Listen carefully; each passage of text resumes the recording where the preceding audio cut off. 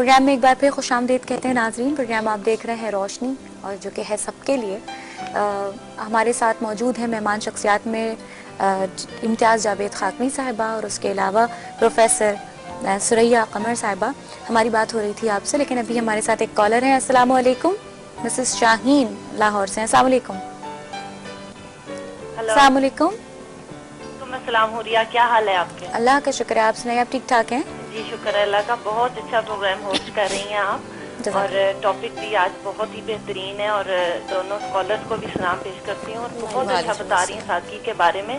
لیکن صرف تقریبات سے ہٹ کے اگر پرسنالٹی کی سادگیوں میں آپ آ جائیں نا اگر، تو وہ بہت زیادہ لوگوں میں شعور پیدا ہوگا یہ پروگرام دیکھنے کے بعد کہ آپ تقریبات تو کبھی کبھار ہوتی ہیں، لیکن آپ کی پرسنالٹی تو ہر وقت آپ کو چاہیے کہ آپ کسی طریقے سے دوسروں کو امپریس کریں. اور ضروری نہیں کہ امپریس کرنے کے لیے کوئی بہت بہترین پوشاک پہنی جائے یا بہت بہترین آپ کا گیٹ اپ ہو، یہ چیزیں ضروری نہیں ہیں. دیکھیں آپ حجۃ الوداع میں آپ صلی اللہ علیہ وسلم 1,00,000 شمع نبوت کے پروانوں کے ساتھ اپنی حیات طیبہ کا آخری حج ادا کر رہے تھے، اور عاجزی اور انکساری کا یہ عالم کہ اونٹنی پر پرانا پالان تھا، اور شاہ کون و مکان کی سادگی کے جسم انور پر ایک چادر تھی جس کی قیمت 4 درہم سے زیادہ نہ تھی.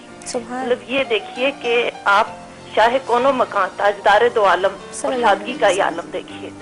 آج ہم اچھے کپڑے پہن کے اور اچھا زیور پہن کے اچھی گاڑیوں میں بیٹھ کے سمجھتے ہیں کہ ہم دوسروں کو بہت امپریس کریں گے، لیکن نہیں.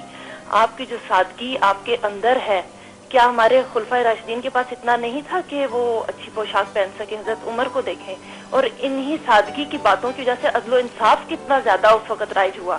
یہ سادگی کی وجہ سے. وہ آج کل زیادہ لوگ کہتے ہیں ہم اپنا پیٹ بھر لیں اور دوسروں کو چھوڑ دیں، لیکن ہمارے خلفائے راشدین کی زندگیاں ہمارے لیے مثال ہیں. اور سب سے بڑی بات کہ سب کچھ ہوتے ہوئے بھی اللہ اور اس کے رسول کے فرمان کے مطابق سادہ زندگی. کیا ان کے پاس کچھ نہیں تھا؟ بہت کچھ تھا.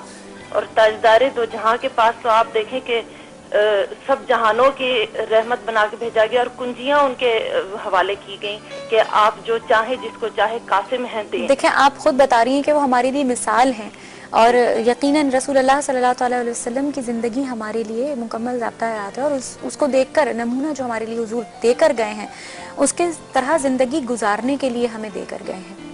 بہت شکریہ، آپ نے ہمارے اس پروگرام میں شامل ہوئی اور ہمیں اپنی باتیں بتائیں جو آپ کے ذہن میں تھیں. امتیاز جاوید صاحبہ کی طرف آتی ہوں. ایک بات جو انہوں نے بھی کی کہ کیا ان کے پاس نہیں تھا، وہ کرتے اس پیسے سے بہت کچھ کر سکتے تھے. یا رسول اللہ صلی اللہ علیہ وسلم جو ہیں وہ دنیا بھر کے رحمت ہیں، وہ بہت کچھ کر سکتے تھے. اسی حوالے سے ہم اگر اپنی زندگی میں دیکھتے ہیں ایک شخص جو کہ بہت امیر ہے، امیر کبیر ہے، اور وہ بہت پیسہ رکھتے ہوئے بھی ایک ایسی تقریب کرتا ہے کہ جیسے اس کے پاس 10-15 ہزار سے زیادہ سیلری نہیں آتی، تو کیا یہ کنجوسی میں آتا ہے، بخل میں آتا ہے، یا یہ کہہ لیں کہ اس کی سادگی میں آتا ہے؟ اس حوالے سے ہم کیا کہیں گے؟ وہ سادگی میں آ رہا ہے یا بخل میں آ رہا ہے؟ دیکھیے بخل کی اصطلاح کو ذرا سا ہم سمجھ لیں کہ وہ کیا ہے. ایک تو یہ ہے کہ وہ جو خرچ کرتا ہی نہیں ہے، جسے صرف پیسے کی اتنی حرص و ہوس ہے کہ وہ بس اسے جمع کرنے پر لگا رہتا ہے، نہ اپنی ذات پر خرچ کرتا ہے نہ کسی دوسروں پر خرچ کرتا ہے. اور دوسری بخیل کی ایک اور علامت یہ ہے کہ وہ انفاق فی سبیل اللہ نہیں کرتا، اپنی عیاشی پر خرچ کرتا ہے. اچھا، اپنی ذاتی اس نمود و نمائش پر خرچ کرتا ہے. جہاں ہم نے بات کی کہ اصل تو دل کی حالت ہے نا، کہ دل سے آپ کیا چاہ رہے ہیں. اگر آپ نے کہا کہ ایک امیر کبیر شخص ظاہراً ایک سادہ سی تقریب کرتا ہے، تو ایک پازیٹیو اس کا پہلو ہوتا ہے کہ جو مڈل کلاس ہیں، جو افورڈ نہیں کر سکتے، ان کے لیے ایک مثال بن جاتی ہے کہ وہ بھی تو اتنی سادگی سے کر رہا ہے، اتنا پیسہ ہونے کے باوجود. مگر کیا ہے، وہ سادگی سے تقریب کر رہا ہے، اور وہ پیسہ بچا کے اللہ کی راہ میں دینا، اللہ کی راہ میں خرچ کرے، انفاق فی سبیل اللہ کرے، اور اس تقریب کو سادہ سا کرے تاکہ وہ دوسروں کے لیے ایک مثال بن سکے.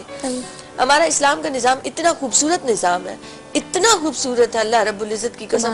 اگر ہم اسے اپنا لیں تو ہماری زندگیوں میں حسن آ جائے، سکون آ جائے، اطمینان آ جائے. اور اس کے بیسک اصول کیا ہیں؟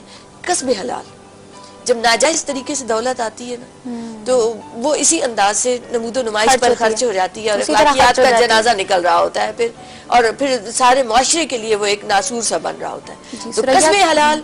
دوسری چیز ہے میانہ روی، ہر بات میں میانہ روی، ہر بات میں اعتدال، ہر چیز میں. اور تیسری ہے انفاق فی سبیل اللہ. ہم نے ان 3 اصولوں کو اپنا لیا تو زندگی میں سکون آ جائے گا. ہم اللہ اور اللہ کے رسول کی منشا کے مطابق زندگی گزار رہے ہوں گے. بے شک بہت اچھی طریقے سے آپ نے اس چیز کو بیان کیا کہ بخل کیا ہے اور مطلب ہم کس طرح سے بخل سے بچ سکتے ہیں.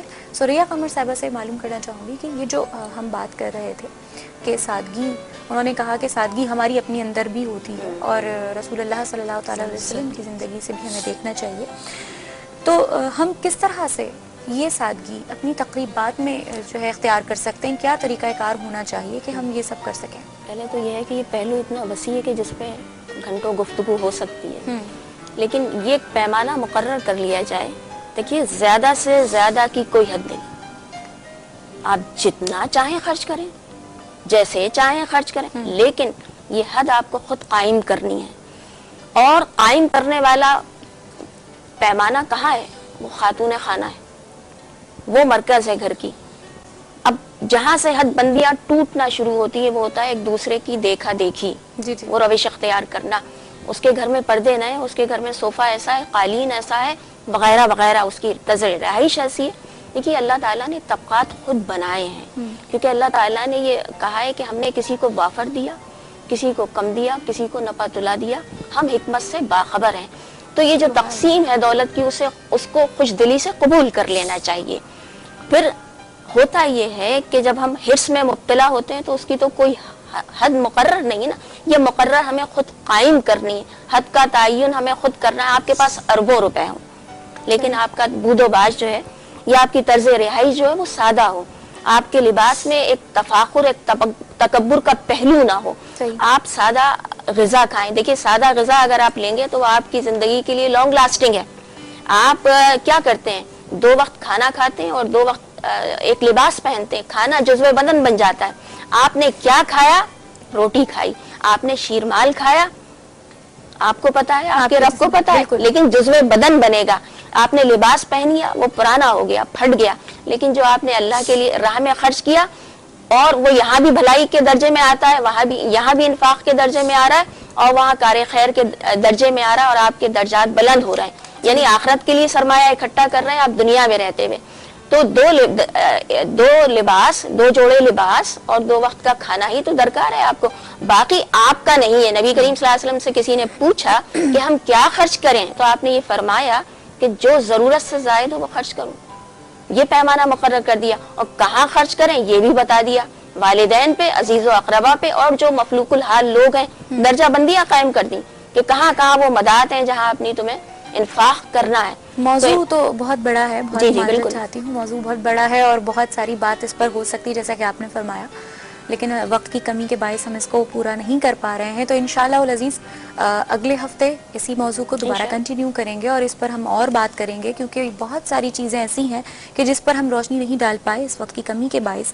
اور اگلے ہفتے تک کے لیے آپ دونوں سے شکریہ کے ساتھ اللہ اور اس کے رسول کے مان میں دیتے ہوئے اجازت چاہتی ہوں کہ بہت شکریہ آپ لوگ یہاں پر آئے، اپنا وقت دیا اور اپنی پیاری پیاری باتوں سے ہم سب کو نوازا. ناظرین پروگرام میں اگلے وقفے کے بعد ہمارے ساتھ موجود ہوں گی ڈاکٹر سیدہ بطول صاحبہ اور ان سے ہم بات چیت کریں گے. تو انشاءاللہ تعالی وقفے کے بعد دوبارہ حاضر ہوتے ہیں، پھر ملاقات ہوتی ہے.